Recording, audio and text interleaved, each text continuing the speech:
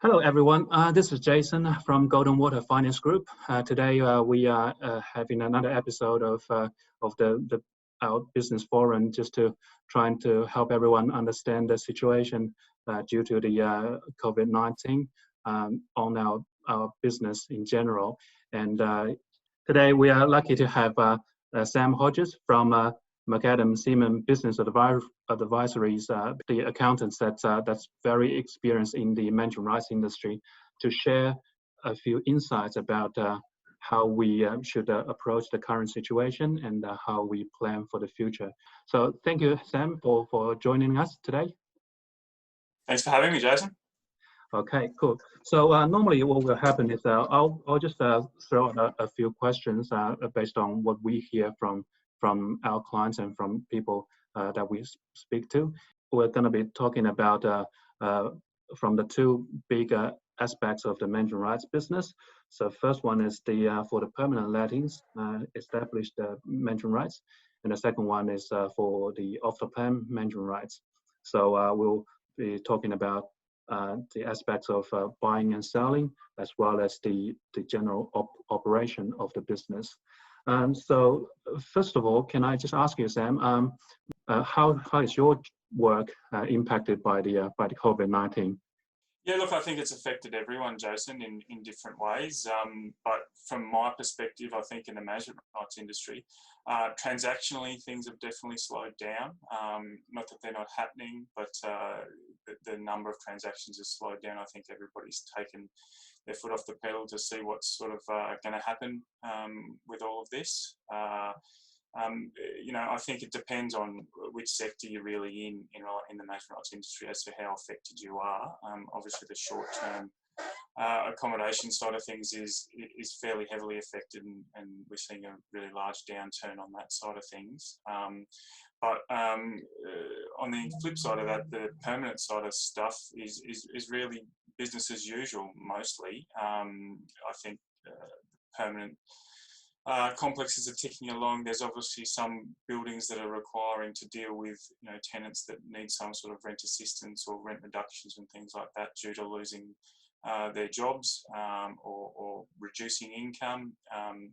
There's also complexes that are required to do more work for body corporate as well, so they're actually getting more income from different activities around the place, extra cleaning and the like. So yeah, look, it depends on which side of the industry you're in, but it's definitely had effect across the board. Okay. So in terms of your work, do you see the work slowing down for you, the number of transactions, I mean? Yeah, it definitely did. Probably the first couple of weeks or first 2 or 3 weeks that the COVID-19 stuff really hit, it pretty much disappeared. From a transactional point of view, we really did slow down. In the last probably week or so, things have started to pick up again, only in the permanent space. But it looks like maybe people were waiting till after Easter just to see what was happening. And maybe this is the new normal for a while, and people are getting a bit more confident in getting back into those transactions that are likely to happen anyway.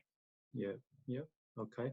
I think with we'll probably get them a bit more specific here. So just in terms of the permanent letting, the valuation, they will be largely rely on your verification report.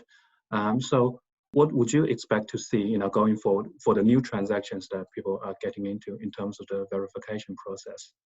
Yeah, so look, largely the verification process isn't going to change. The contracts are still going to have a 12-month period that we're going to verify to, and we're still going to do that. And that's what our reports will be based on.